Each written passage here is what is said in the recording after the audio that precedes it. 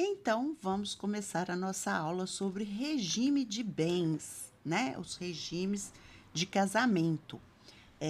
Eu sou Vânia Costa, sou advogada e estou aqui para que a gente troque um pouco de conhecimento e que possamos aprender juntos muitas coisas sobre direito e tudo mais. Bom, então vamos começar falando sobre como é o regime de casamento no Brasil. O regime de casamento no Brasil passou por uma significativa mudança com a Lei 6.515 de 1977, conhecida como Lei do Divórcio. Antes dessa lei, o casamento era considerado indissolúvel, ou seja, uma vez celebrado, não podia ser desfeito. Apenas era possível obter uma separação judicial, mas o vínculo matrimonial continuava existindo, impossibilitando as partes de se casarem novamente.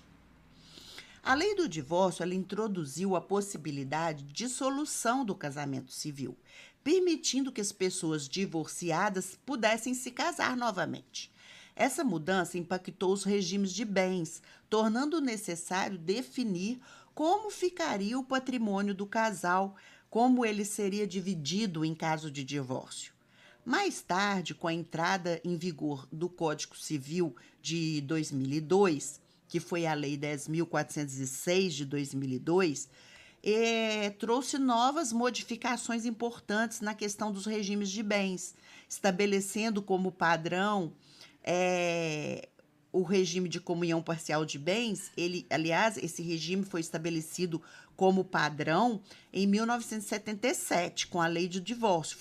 Foi lá em 1977 que se estabeleceu o regime de comunhão parcial de bens como regime padrão para todos os casamentos que fossem celebrados a partir de então.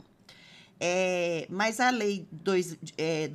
a modificação do Código Civil de 2002 teve muitas mudanças, sim, na questão patrimonial, com relação a regimes de casamento, com a possibilidade do pacto antinupcial, para se escolher outros regimes de casamento, né? Mesmo que se já estivesse casado, a gente pode escolher um novo pacto diferente daquele que se estabeleceu quando houve o casamento. Então vamos lá. Então, portanto, o marco inicial para mudanças mais relevantes sobre o regime de casamento ocorreu realmente em 1977, que trouxe a possibilidade da dissolução do casamento. E, posteriormente, com o Código de 2002, consolidou-se e regulamentou os regimes de bens que estão em vigor atualmente. Antes do Código Civil de 2002, essa mudança não era permitida, não era permitido mudar o regime de bens. Mas com a nova lei ficou estabelecido que era possível sim mudar o regime de bens a qualquer momento durante o casamento, desde que o casal siga alguns requisitos legais importantes. Todo o sistema de efeitos patrimoniais é desencadeado a partir da celebração do casamento. Os litígios tendem a ser cada vez mais graves quando existe o patrimônio e quanto mais patrimônio existe. Eu vou falar aqui falas do Pablo Stolze e do Rodolfo Pamplona, que são dois autores que eu gosto muito, e essa fala é deles. Sucede que, na maioria das vezes, quando existem bens sob a discussão, o árduo duelo travado entre as partes se explica muito mais pela equivocada necessidade de utilização do processo como instrumento de vingança ou catarse da dolorosa mágoa advinda do desenlace de que propriamente por um mero interesse material. O que eles quiseram dizer é que muitas vezes o casal usa o processo judicial como um instrumento de vingança, do que propriamente para se estabelecer os interesses materiais, de propriedade, com relação a filhos, que estão ali sendo discutidos e que são tão importantes, né? Isso a gente precisa mudar. não se pode usar o processo de divórcio como um instrumento de vingança, mesmo porque o que se é discutido dentro de um processo de divórcio é muito importante, né? Está discutindo a destinação dos bens que vão servir para a, a manutenção dessas pessoas que estão ali acabando aquele casamento. Está sendo discutido tudo sobre bem, tudo sobre filhos, guarda, os interesses dos menores, e isso não pode nunca, nunca, nunca ser objeto de vingança, de luta, de disputa. É realmente olhar amoroso sobre esses processos de família, tanto do profissional de direito quanto das partes, é que vai fazer que haja um divórcio suave e menos doloroso quanto a gente vê as pessoas dizendo com relação à experiência do divórcio. Então, nós temos 3 princípios que regem os regimes de bens. O primeiro princípio se chama liberdade de escolha. O que é isso? Diz que os noivos têm o direito de escolher como vão organizar os bens do casal quando se casarem.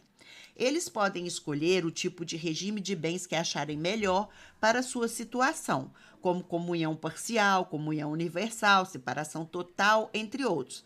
Essa escolha é um direito deles e deve ser respeitada. A comunhão parcial de bens não precisa fazer nenhum movimento para essa escolha. Quando é essa escolha, basta seguir o regime padrão. Quando eu digo sobre outros regimes de casamento, como a comunhão universal, a separação total, ou outro regime de bens, eu digo que é necessário fazer um pacto antinupcial, né, para se estabelecer um regime diferente daquele que é o usual no nosso direito civil. O segundo princípio é o princípio da variabilidade. A lei não obriga os noivos a adotarem um único tipo de regime de bens no casamento. Pelo contrário, ela oferece várias opções, como comunhão parcial, universal, separação total.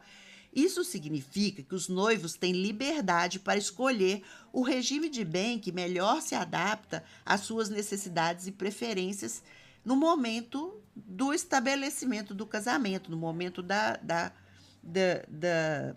do casar, né? No momento que eles vão se unirem. Eles não precisam ficar presos ao regime que é o adotado, que é o parcial de bens. Eles podem fazer outras escolhas, né? Então, o terceiro princípio é o princípio da mutabilidade. É uma regra do direito civil que permite que os casais mudem o regime de casamento, de bens do casamento, que escolheram quando se casarem. Quer dizer, aquele regime que eu escolhi quando eu me casei, ele não é imutável, ele é mutável. Eu posso mudá-lo durante o casamento. É isso que está dizendo a lei. Isso significa que, mesmo depois do casamento, o marido e mulher, né, os cônjuges, eles podem alterar o regime de bens, como numa comunhão parcial, numa comunhão universal, na separação de bens, né? Pode escolher outro regime que seja melhor ali naquele período para os cônjuges. Então, vamos lá. Artigo 1639. É lícito aos nubentes, antes de celebrado o casamento, estipular quanto aos seus bens e o que lhe aprouver. O regime de bens entre os cônjuges começa a vigorar desde a data do casamento. Então, eles podem estipular qual o regime de bens que eles querem, e isso passa a vigorar a partir da data do casamento. É admissível alterar o regime de bens mediante autorização judicial em pedido motivado de ambos os cônjuges, apurada a procedência das razões invocadas e ressalvado os direitos de terceiros. Hoje já é possível que ele, não só através de uma autorização judicial, mas que os cônjuges, estando os dois de comum acordo, eles podem ir ao cartório e alterar o regime de bens, fazer um novo pacto e uma nova seleção do regime de bens que eles querem que passe a vigorar. O artigo 1640 do Código Civil diz que, não havendo convenção, ou sendo ela nula ou ineficaz, vigorará, quanto aos bens entre os cônjuges, o regime de comunhão parcial. Então, se foi feito um pacto e esse pacto foi declarado nulo ou ineficaz, vai ficar valendo a comunhão parcial de bens. No parágrafo único diz o seguinte: poderão os nubentes, no processo de habilitação, optar por qualquer dos regimes de bens que este código regula. Quanto à forma, reduzir-se-á a termo a opção pela comunhão parcial, fazendo-se o pacto antinupcial por escritura pública nas demais escolhas. O que está dizendo aqui? Está dizendo aqui que quando eu faço a opção por outro regime de casamento que não seja comunhão parcial, eu preciso fazer um pacto antinupcial para falar qual que é o regime de bens que eu escolhi. E esse pacto antinupcial, ele é feito no cartório de notas através de uma escritura pública.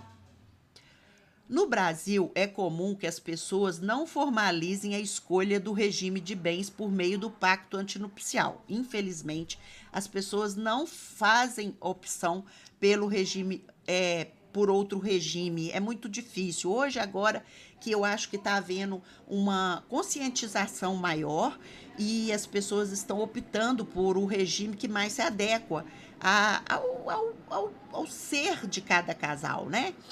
Então, diante dessa omissão, aplica-se automaticamente o regime que é o previsto na legislação, que é a comunhão parcial de bens, que nem sempre é o ideal aos noivos. A maioria dos casais não se preocupa em discutir e definir qual que é o regime de bens que será adotado durante a convivência matrimonial, nem considera a possibilidade de uma eventual dissolução da união. Eles nem quando se casam, eles acham que é pecado dizer que aquela união ela pode vir a ser dissolvida.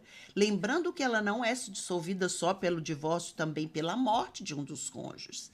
E essa discussão sobre o regime de casamento é tão importante que precisa ser dita no momento anterior ao casamento, para que se busque uma melhor, um regime que seja melhor ali para o casal, dentro da estrutura dele, se já tem bens, se não tem bens, se vão constituir bens, como é que vão lidar com esses bens, é só seu, é nosso, é só meu, como é que é, né?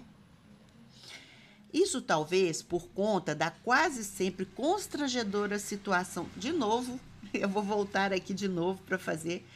De novo, eu vou citar o Pablo Stolze e o Rodolfo Pamplona. Como eu disse, são juristas que eu tenho muito apreço, então eu trago a fala deles. Essa não opção por um regime de casamento, eles estão dizendo sobre isso. Isso talvez por conta da quase sempre constrangedora situação de, em meio ao doce encantamento do noivado, terem os noivos de entabular conversas desagradáveis a respeito da divisão patrimonial. Tal diálogo culmina por afigurar-se acentuadamente desagradável, quase anacrônico, diante da expectativa da eternidade que sempre acompanha o projeto de vida dos noivos. Né? Então, eu vou fazer a minha colocação aqui. Se você não tem abertura com seu noivo ou com sua noiva para dizer sobre patrimônio, para saber qual que é a posição, para chegar num lugar comum, já começa dando errado, já começa um ponto negativo para que essa união venha a ser feita. Por quê? Porque para a gente se casar é preciso tocar nos assuntos mais difíceis e mais polêmicos, sem que haja nenhum estremecimento por parte de ninguém. Porque exatamente ali, naqueles pontos mais difíceis e mais polêmicos, é que a gente tem os grandes litígios. Então, se não dá para conversar com seu noivo ou com sua noiva sobre regime de casamento e outros pontos polêmicos de um relacionamento, eu peço que você pense um pouquinho sobre isso. A escolha do regime de bens é uma das decisões mais importantes que os noivos fazem. Ou até mesmo os companheiros que desejam formalizar uma união estável também precisam tomar, antes de oficializar a união, também precisam tomar, escolher, né, fazer a escolha por regime de bem, porque também na união estável, né, também deve constar qual é o regime de bens que vai nortear aquela relação. Vamos lá. Por que a gente tem que fazer isso? Porque cada casal possui uma realidade diferente. Aquilo que deu certo para um casal ou que deu certo para os nossos pais pode não dar certo agora. Agora a gente tem um mundo completamente diferente, né? As pessoas muitas das vezes não querem adquirir patrimônio, mas querem ter uma boa reserva de dinheiro para ter uma boa vida, para viajar, para passear, para morar em vários lugares. Então essas escolhas, elas são diferentes de um casal para o outro. E a escolha adequada, ela traz segurança jurídica e evita conflitos futuros. Vou dar um exemplo. Proteção do patrimônio individual. Imagine que um casal já possui bens adquiridos, que um dos cônjuges, que o marido ou a mulher, já possui bens adquiridos antes do casamento, ou uma empresa em funcionamento. Escolher um regime que proteja esses bens de uma eventual divisão, de um eventual divórcio, ou como vai ficar no caso de um falecimento, é fundamental. Planejamento sucessório, né? A escolha do regime de bens afeta diretamente os direitos sucessórios. Para quem deseja garantir que o cônjuge ou a companheira tenha direitos específicos sobre o patrimônio, essa decisão é crucial. Tem que saber como quer que fique o patrimônio no caso do falecimento de um desses cônjuges. E isso é o planejamento sucessório. Investimentos e negócios, foi o que eu falei hoje. Muitas pessoas não querem ter patrimônio, mas têm grandes investimentos, que querem viajar, querem, né, morar em outros lugares, ou morar em lugares diferentes, alugam um imóvel aqui, alugam um imóvel ali. Então eles vão ter investimento para isso. E esses investimentos geralmente podem ser negócios conjuntos, ou pode ser um investimento só de um dos cônjuges. Da mesma forma, podem haver dívidas pessoais, dívida de um só dos cônjuges, ou uma dívida que foi adquirida em benefício do casal. Então, o regime de bens pode definir o que será considerado patrimônio comum ou individual, né? Até essas dívidas, se essas dívidas respondem os cônjuges, os dois, por essas dívidas, ou apenas um, né? Então, é isso o que eu queria falar um pouquinho, dando uma pincelada em geral sobre o regime de bens no nosso Código Civil. Eu deixo aqui o meu Instagram e o meu e-mail, para que vocês possam ter acesso a mim e fazerem suas perguntas. Eu terei muito prazer em responder. Espero que tenham gostado e até a nossa próxima aula.